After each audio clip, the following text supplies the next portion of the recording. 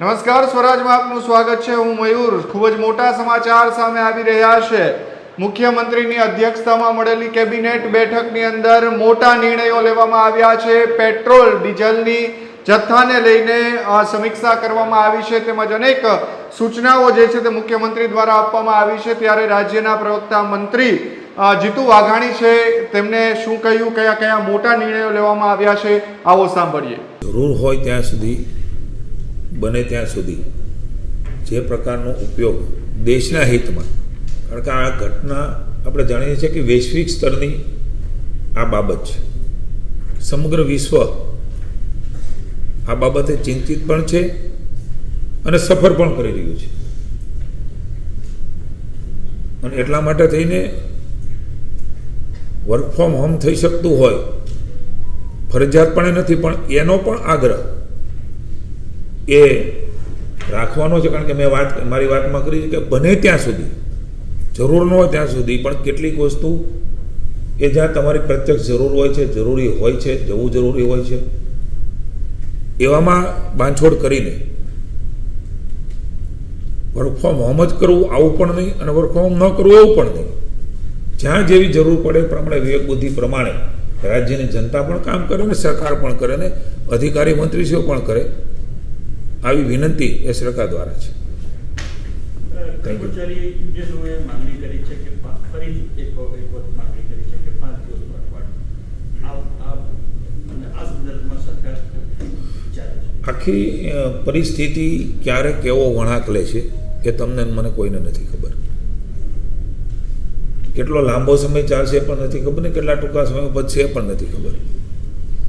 જ્યારે જેવી જરૂર જણાય ત્યારે રાજ્ય સરકાર એના આદેશો કરતી રહેશે, પણ હાલમાં જે નિર્ણયો લીધા છે એ આ પ્રકારે લીધા છે।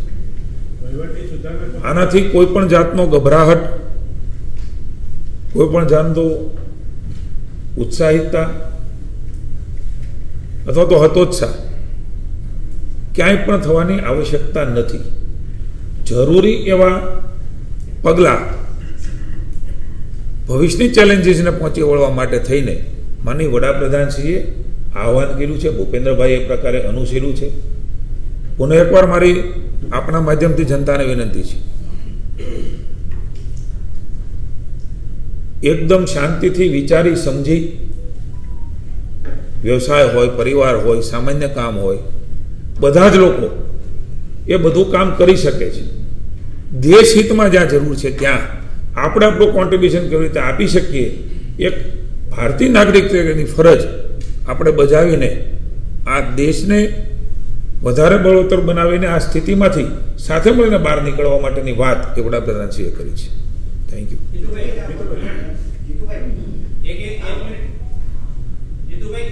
અમદાવાદમાં કેટલીક જગ્યાએ ગેસ એજન્સીઓનો સપ્લાય પુરવઠો આવતો નથી એવું ધ્યાનમાં આવ્યું છે। એજન્સી એવું કહે છે 4-5 દિવસથી ગાડી આવી, એટલે કેટલાક લોકો એવી રજૂઆત કરી કે ભાવ વધવાની રાહ હોય છે, કારણ કે 1 કે 4 એરિયામાં ગાડીઓ ના આવતી હોય, તો આપ સમજી શકો છો કે એવું ક્યારે સપ્લાય ચેઇન પાકી હોય છે, ભાવ વધવા માટેની રાહ જોવાતી હોય, આવું ક્યારેય શક્ય સરકારમાં હોતું નથી। ચર્ચા આજે એ પણ થઈ છે કે ગેસની પણ સપ્લાય, એનું પણ મોનિટરિંગ તો બરાબર રીતે થાય। મેં અગાઉ વાત કરેલી છે કે ઘરેલું ગેસ એમાં ખાસ કરીને પ્રોબ્લેમ ન આવે એના માટેની સરકાર ચિંતા કરશે।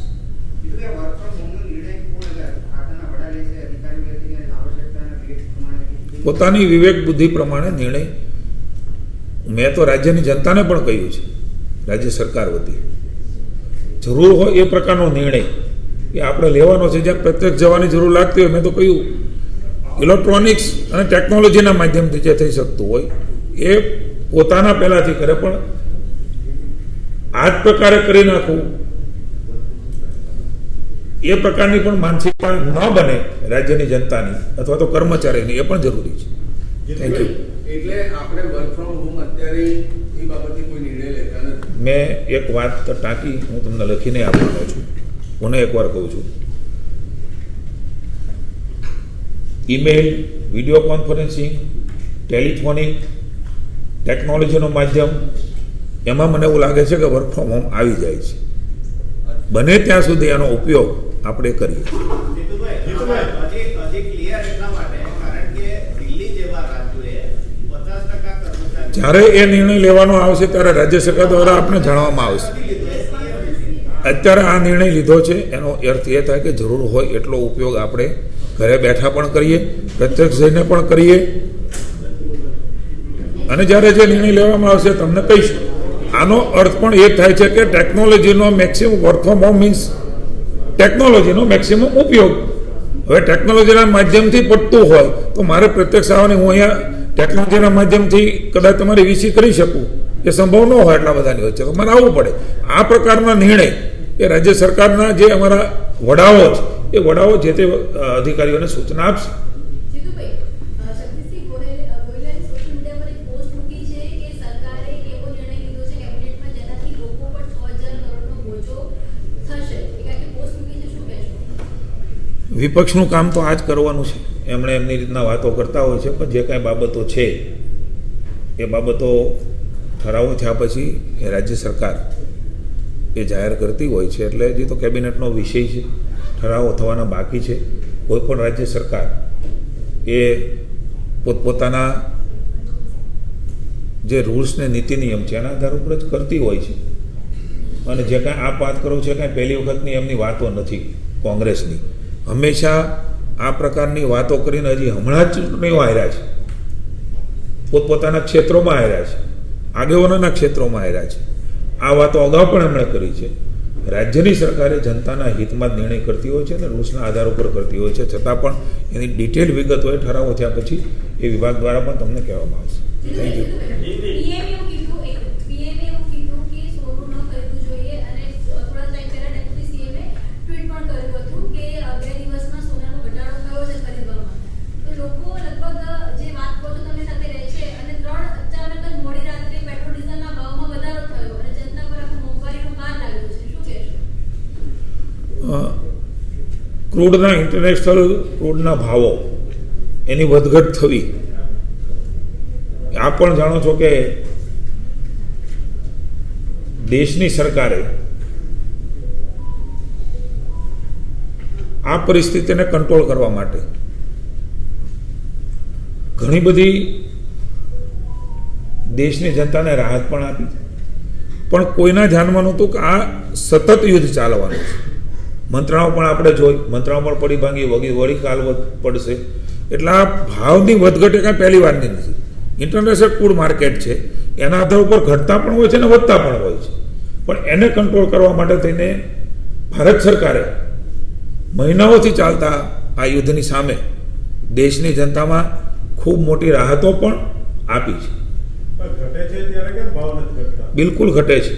ભૂતકાળનો ઇતિહાસ તમે એવું માનો છો કે આજે 15મી મેના રોજ સ્થિતિ બહુ ગંભીર હોય? સમગ્ર વિશ્વ માને છે કે સ્થિતિ ગંભીર છે. એમાં હું પણ બાદ નથી, સરકાર પણ બાદ નથી, આપ પણ બાદ નથી.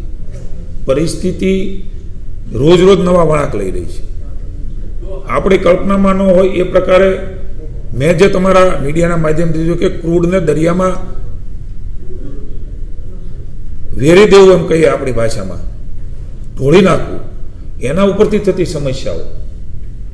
કેટલીક વસ્તુ આપણા હાથમાં નથી, પણ સ્થિતિ ચોક્કસ જે પ્રકારે ઇન્ટરનેશનલ સિનારીઓ બન્યો છે, જે પ્રકારે વૈશ્વિક ચિંતા કરી રહ્યા છે, જે પ્રકારે વિકસિત રાષ્ટ્રો જે પ્રકારે ચિંતિત છે, આપણે ઈચ્છે ભગવાનને પ્રાર્થના કરીએ કે આ બધામાંથી ઝડપથી બહાર નીકળીને સમગ્ર વિશ્વ એ પૂર્વવત થાય. પણ પુનઃ એકવાર કહું છું, ચિંતા છે, ચેલેન્જ છે, એનાથી કોઈ ગભરાવાની આવશ્યકતા આપે વાત કરી ત્યારે કહું છું કે જરૂર નથી.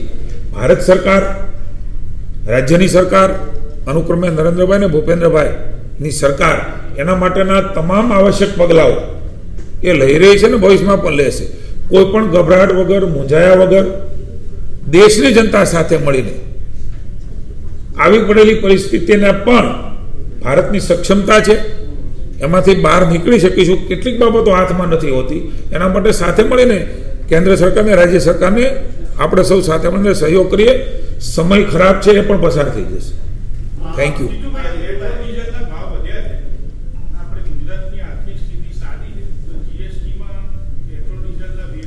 એ વાત કરી હમણાં કે ઇન્ટરનેશનલ ક્રૂડના ભાવ માર્કેટની ઉતાર ચઢાવ થતો હોય છે એ ઉતાર ચઢાવનો લાભ એ ગ્રાહકોને મળતો રહેશે. Thank you. Work from home આવે ધારો કે અનએમ્પ્લોયમેન્ટમાં થોડી અસર તો થશે. મને એવું લાગે 2-3 વાર વાત મેં કરી દીધી છે, હજી સુધી તો આવ્યું નથી. વહીવટી સુધારણા સમિતિએ 5 દિવસના અઠવાડિયાની વાત કરી છે, તો આમાં ચર્ચા કેમ ના થઈ? સૌ પોતપોતાના વિચારો મૂકી શકે છે. રાજ્ય સરકાર ઓવરઓલ જોઈને નિર્ણયો સમયે સમયે કરતી હોય છે. Thank you. આજ માનની શ્રી ભૂપેન્દ્રભાઈના અધ્યક્ષસ્થાને આજે મંત્રીમંડળની બેઠક મળી. ખાસ તો મંત્રીમંડળે વડાપ્રધાનશ્રીની હમણાં જે મુલાકાત રાજ્યની લીધી, વિવિધ કાર્યક્રમો, ભગવાન સોમનાથ મહાદેવના જીર્ણોદ્ધારના 75મું વર્ષ, સરદાર સાહેબનો સંકલ્પ, પૂજા અર્ચના કાર્યક્રમો, અભિવાદન, રોડ શો અને સભા દ્વારા આપણો ઐતિહાસિક સાંસ્કૃતિક ધરોહરો એની જાગૃતતા અને નવી પેઢી માટેનું જોડાણ એવા ઐતિહાસિક કાર્યક્રમમાં ભાગ લીધો. આપ સૌ જાણો છો. જામનગર ખાતે પણ મોડી રાત્રે એ પહોંચ્યા, તો પણ વગર રોડ શોના આયોજને સમગ્ર જામનગરની જનતા એ લાડીલા વડાપ્રધાન નરેન્દ્રભાઈને ઝલક જોવા માટે ઉમટી પડી હતી. એક સભા પણ થઈ. બરોડા ખાતે પણ સરદારધામના કાર્યક્રમ ઉપરાંત ભવ્ય અભિવાદન, ઝીલવાનો રોડ શો દ્વારાનો પણ કાર્યક્રમ એ સફળતાપૂર્વક પૂરો થયો. સફળતાપૂર્વકની કાર્યક્રમો અને વડાપ્રધાનશ્રીના નવા વાઇબ્રેશન એ પણ રાજ્યને આપતા ગયા હતા. વિશેષ એમનો પણ સ્વીકાર કરીને મુખ્યમંત્રીશ્રીને અભિનંદન આપ્યા. માનનીય ભૂપેન્દ્રભાઈએ હમણાં જ સરકારનું બજેટ, એમાં અંદાજપત્રમાં નવી બાબતો જે સમાવેશ થયો છે, ભૂતકાળમાં પણ સૂચનાઓ આપી હતી, પણ આજે પણ એને આ વાત કરી છે. સૈદ્ધાંતિક મંજૂરીઓ એ બજેટની સાથે જ ગણી લેવી, એ પ્રમાણે અમને રિવ્યૂ કર્યો. 80% નવી બાબતોની સૈદ્ધાંતિક મંજૂરીઓ એ અપાઈ ગઈ હતી. 20% ચૂંટણીઓના કારણે, અન્ય રાજ્યમાં સેક્રેટરી હોવાના કારણે બાકી હતી, એ પણ પૂરી કરીને સૈદ્ધાંતિક મંજૂરી પણ આપી દેવાની સૂચનાઓ એ માનનીય મુખ્યમંત્રી છે લોકોના કામ ત્વરિત થયાના માટે આપી છે. અને પહેલી વખત આ પ્રકારે બજેટ મુકાણું હોય અને સૈદ્ધાંતિક મંજૂરી ગણીને કામ આગળ વધે એવું પણ ભૂપેન્દ્રભાઈના નેતૃત્વમાં એ બન્યું છે. ત્યારે આવનારા સમયમાં એ કામો પણ ઝડપથી થશે અને એવી સૂચનાઓ પણ એમણે આપી છે. નવું શૈક્ષણિક વર્ષ શરૂ થવા જેવું છે, ત્યારે શિષ્યવૃત્તિઓ વિદ્યાર્થીઓની જે મળી રહી છે એમાં કાંઈ મુશ્કેલી ન પડે અને ત્વરિત મળે એમની પણ સૂચના ચીફ સેક્રેટરીને આપી છે. ડીઝલ પેટ્રોલના જથ્થાની સમીક્ષા એ પણ મુખ્યમંત્રીએ લીધી છે. કંટ્રોલ રૂમ દ્વારા પણ એનું મોનિટરિંગ, ગઈકાલે નાની મોટી જે પરિસ્થિતિ સર્જાણી, કંટ્રોલ રૂમ ખોલીને ચીફ સેક્રેટરી સ્વયં એ મોનિટરિંગ કરી રહ્યા છે અને જ્યાં જેવી જરૂરિયાત થાય એ પ્રમાણેનું સપ્લાયની પણ વ્યવસ્થાઓ એ રાજ્ય સરકારે ભૂપેન્દ્રભાઈના માર્ગદર્શન નીચે કરી છે. વડાપ્રધાન શ્રી નરેન્દ્રભાઈ દેશના વડાપ્રધાન બન્યા અને તરત જ આપ સૌ જાણો છો કે ટેકાના ભાવ દર વર્ષે ખેડૂતોના હિતકારી નિર્ણયોમાંનો એક મહત્ત્વનો નિર્ણય એ કેન્દ્રીય કેબિનેટે માનનીય મોદી સાહેબના નેતૃત્વમાં લીધો. 26-27ના ટેકાના ભાવો અલગ અલગ જણસના જાહેર થયાના માટે ખાસ કરીને વડાપ્રધાન નરેન્દ્રભાઈ મોદી સાહેબનો રાજ્ય સરકારના ખેડૂતો વતી આભાર માનવામાં આવ્યો. એની ડિટેલ હું આપને આપીશ કે મણે કેટલા રૂપિયાનો વધારો એ ખેડૂતોના હિતમાં કેન્દ્ર સરકારે કર્યો છે. એક સંયુક્ત સંસદીય સમિતિ એ ગુજરાતની મુલાકાતે આવી રહી છે. એક રાષ્ટ્ર એક ચૂંટણી માટે બંધારણમાં 129માં સુધારા વિધેયકનો અભ્યાસ કરી રહેલી આ કમિટી 19 મેથી 3 દિવસ માટે રાજ્યની મુલાકાતે આવવાની છે. આ સમિતિમાં પૂર્વ મંત્રી અને ભાજપના નેતા અનુરાગજી ઠાકોર અને અન્ય પક્ષના પ્રતિનિધિ મળીને કુલ 39 જેટલા સભ્યો ગાંધીનગર ગિફ્ટ સિટી ખાતે રોકાણ કરવાના છે. 20 મેના રોજ મુખ્યમંત્રીશ્રીને તેઓ મળવાના છે. અલગ અલગ બેઠકો યોજીને મુખ્ય સચિવ, પોલીસ વડા, અન્ય વરિષ્ઠ અધિકારીઓ એની સાથે પણ બેઠકો યોજીને વન નેશન વન ઇલેક્શન અમલીકરણ માટેનો પરામર્શ એ કરવાની છે. જેમ નરેન્દ્રભાઈનું ગુજરાતમાં બંગાળની વિધાનસભાની ભવ્યાતિ ભવ્ય જનતા જનતાના આશીર્વાદ પછી આવવાનું થયું, સમગ્ર દેશની ખુશી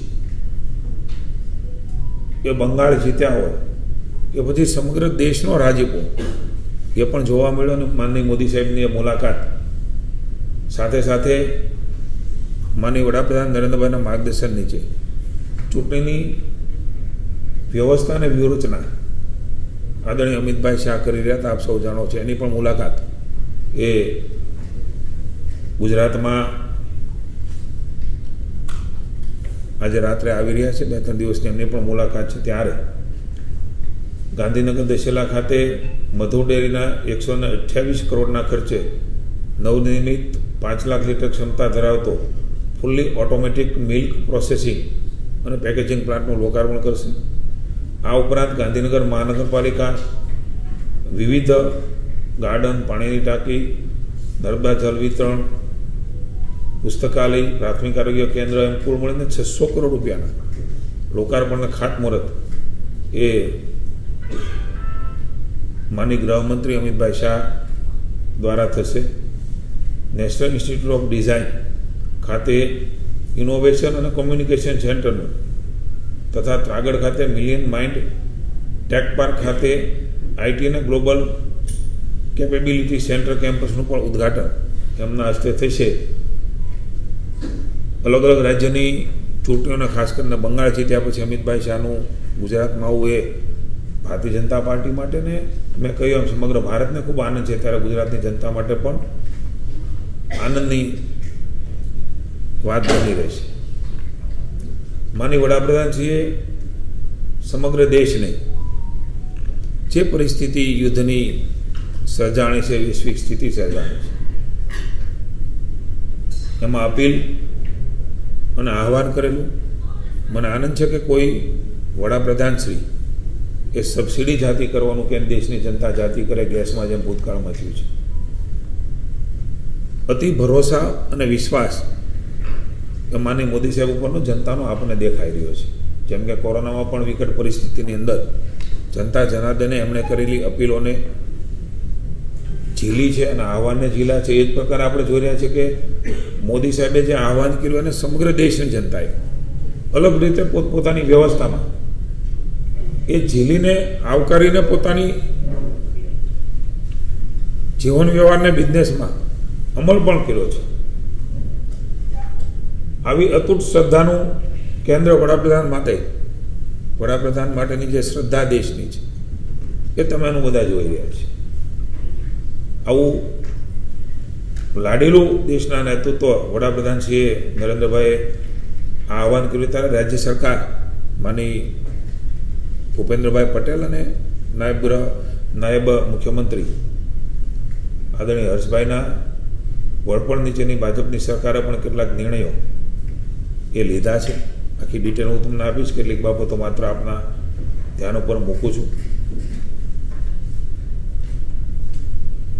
કોઈપણ સરકારી કામકાજ માટે જરૂરિયાત પ્રમાણે પ્રવાસનું આયોજન એ કરવાનું રહેશે.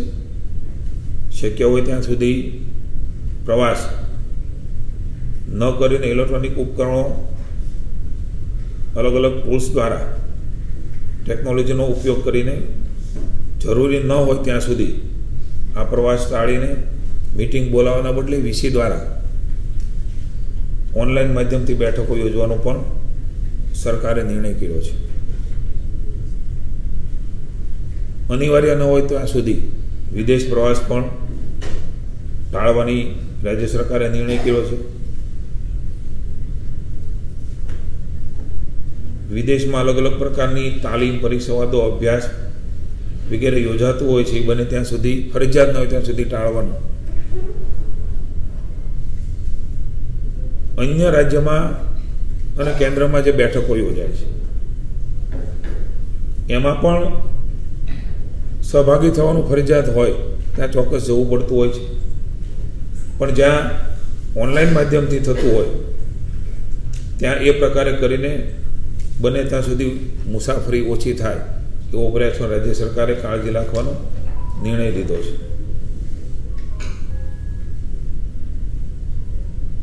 અધિકારી કર્મચારીઓ સરકારી કામકાજ માટે જિલ્લા બહાર શક્ય હોય ત્યાંથી મુસાફરી ટાળીને જરૂર પૂરતી ને જરૂર હોય ત્યાં સુધી મુસાફરી કરીને નિયંત્રણમાં લાવવાનો પણ સરકારનો પ્રયાસ રહે છે. સરકારી અધિકારી કર્મચારીઓ એની પર યોગ્ય નિયંત્રણ રાખવા માટે દરેક વહીવટી વિભાગ તંત્રમાં ઉપલબ્ધ સરકારી વાહનોની સમીક્ષા કરીને વધારાના જે વાહનો છે, દાખલા તરીકે હું પણ મંત્રી તરીકે કોઈ એક પરિષદનો ચેરમેન હોઉં તો મને પણ જે ગાડી મળી હોય તો મેં પણ મારા હમણાં જ ઓફિસમાં કહ્યું છે કે જમા કરાવી દેવાની છે. આ પ્રકારે અનેક અધિકારીઓ અલગ અલગ જગ્યાએ જવાબદારીઓમાં હશે. તો એ બોર્ડ કોર્પોરેશન કંપની હશે, વધારાનો ચાર્જ હશે. મળવાપાત્ર એક મુખ્ય વાહન સિવાય તમામ સરકારી વાહનો તાત્કાલિક ધોરણે વાહન પુલ એટલે વ્હીકલ પુલમાં જમા કરાવી દેવાનો પણ નિર્ણય એ રાજ્ય સરકારે કર્યો છે.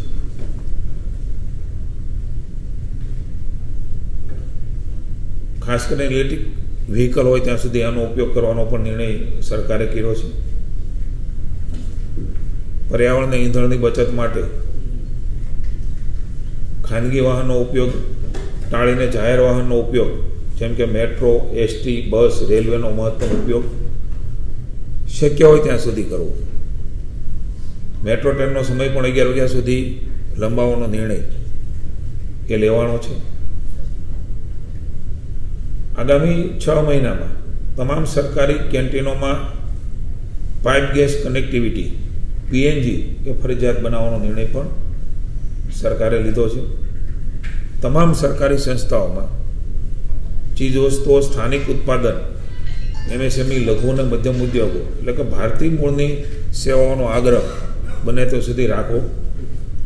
ખાસ રાજ્ય સરકાર દ્વારા વિનંતી છે સમગ્ર જનતાને, ગુજરાતની, કોઈ પણ ગભરાટમાં આવ્યા વગર